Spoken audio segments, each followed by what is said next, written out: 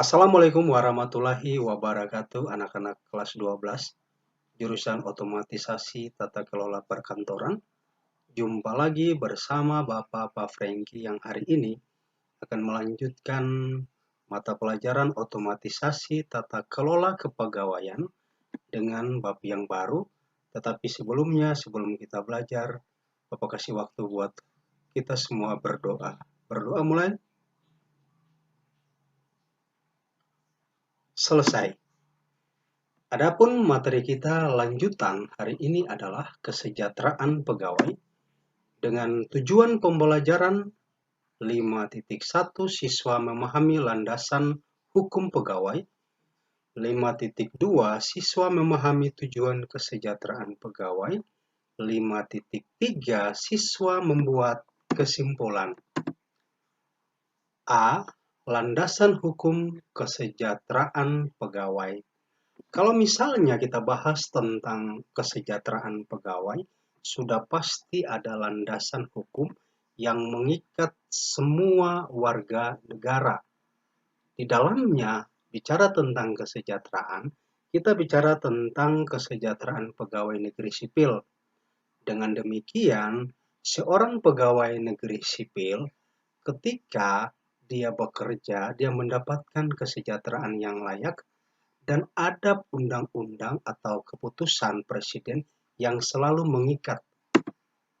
Misalnya saja dalam Undang-Undang Republik Indonesia Nomor 8 Tahun 1974 tentang pokok kepegawaian, sebagaimana telah diubah dengan Undang-Undang Republik Indonesia Nomor 43 Tahun 99 dan Keputusan Presiden Republik Indonesia Nomor 56 Tahun 1974 tentang pembagian, penggunaan, cara pemotongan, penyetoran, dan besarnya iuran yang dipungut dari PNS, pejabat negara, dan pensiunan.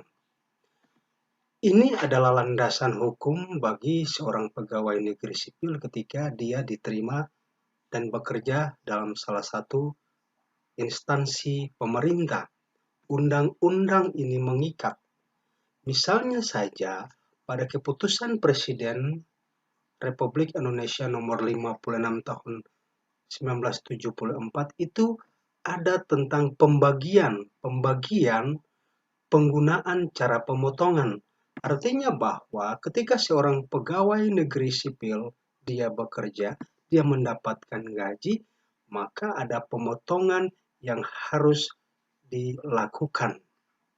Kemudian, dari landasan hukum yang telah Bapak sebutkan tadi, pengertian kesejahteraan itu adalah pemenuhan kebutuhan pegawai oleh perusahaan. Pemenuhan kebutuhan oleh perusahaan ini, di dalamnya itu adalah pegawai negeri sipil dan pegawai swasta. Mereka wajib diperhatikan oleh instansi pemerintah yang mereka bekerja maupun perusahaan.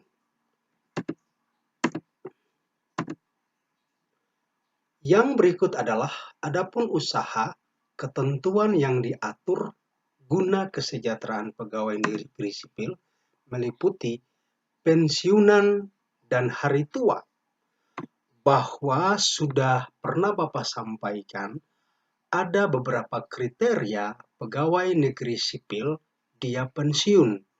Misalnya saja ada umur 55, 58, dan 60 yang kita sudah bahas di materi sebelumnya. Itu mereka wajib diberikan tunjangan dari pemerintah ataupun dari perusahaan. Yang kedua adalah kesejahteraan, asuransi kesejahteraan. Asuransi kesejahteraan ini biasanya meliputi dari pegawai negeri sipil ketika dia sakit, dia harus mendapatkan asuransi bantuan dari pemerintah. Sebaliknya juga bagi seorang karyawan atau buruh. Yang ketiga adalah tabungan perumahan. Pegawai negeri sipil ketika dia bekerja, dia harus punya pemotongan gaji untuk tabungan perumahan ini. Agar apa? Agar nanti di masa tuanya dia bisa menempati rumah yang adalah hasil kerja keringat dia selama beberapa tahun dia bekerja di perusahaan maupun di instansi pemerintah. Yang keempat adalah asuransi pendidikan. Bicara tentang asuransi pendidikan, ada pemotongan gaji dari seorang pegawai negeri sipil untuk mengasuransikan di bidang pendidikan.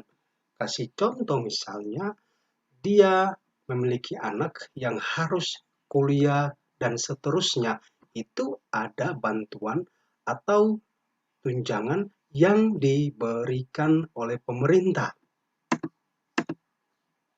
Untuk asuransi tersebut, setiap pegawai negeri sipil dipungut iuran 10% dari penghasilan untuk membiayai usaha di bidang kesejahteraan. Jadi, ketika seorang pegawai negeri sipil dia bekerja, dia ketika mendapatkan gaji ada pemotongan 10%. Misalnya saja dia mendapatkan gaji 1 juta, maka potongan dari 1 juta itu adalah 10%. Dengan rincian 4% untuk iuran dana pensiun, 2% untuk iuran pemeliharaan kesejahteraan, 3% untuk iuran tabungan hari tua dan perumahan. Ini adalah rincian-rincian pemotongan gaji oleh pemerintah terhadap pegawai negeri sipil. Berdasarkan pada hal tersebut, jelas sekali atas kesejahteraan itu dirasakan sangat kurang memadai, karena ketika pegawai negeri sipil sakit, kesejahteraan yang diterima kurang memadai. Yang dimaksudkan pada poin ini adalah ketika pemotongan 10% tadi sudah pasti ada pegawai negeri sipil yang sakit dan seterusnya, kekurangan-kekurangan itu biasanya dari hasil pemotongan 10%. Tetapi 10% ini adalah hal yang diberikan, yang diatur dalam peraturan-peraturan yang telah Bapak sebutkan tadi. Yang kedua adalah tujuan peningkatan kesejahteraan pegawai, terdiri atas mengurangi perpindahan dan kemangkiran. Jadi ada tujuan yang diberikan pemerintah terhadap pegawai negeri sipil supaya dia sejahtera. Dengan demikian, salah satu poin tujuannya adalah mengurangi perpindahan dan kemangkiran.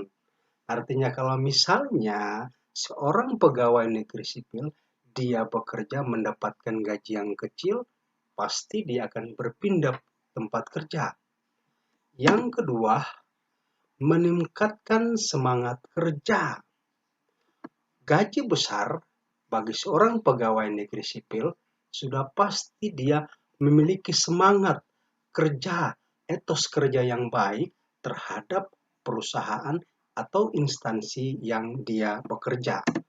Yang ketiga adalah menambah kesetiaan pegawai terhadap organisasi.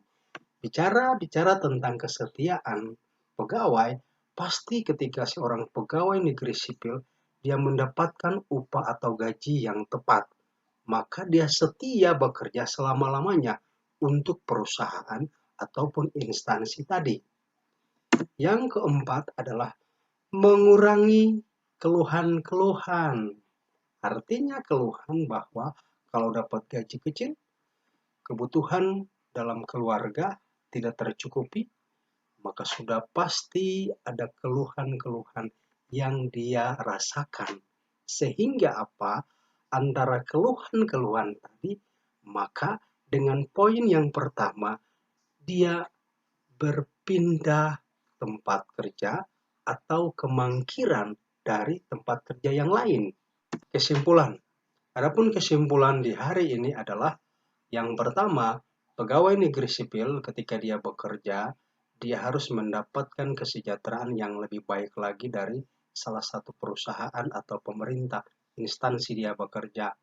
Yang kedua adalah ketika seorang pegawai negeri sipil bekerja, dia harus mendapatkan potongan-potongan beberapa persen untuk peningkatan kesejahteraannya. Dan yang paling terakhir adalah dalam menjalankan tugas dan tanggung jawab, ketika dia mendapatkan upah atau gaji, maka sudah diatur dalam undang-undang. Itu saja materi kita singkat hari ini. Assalamualaikum warahmatullahi wabarakatuh. Kita jumpa lagi minggu depan.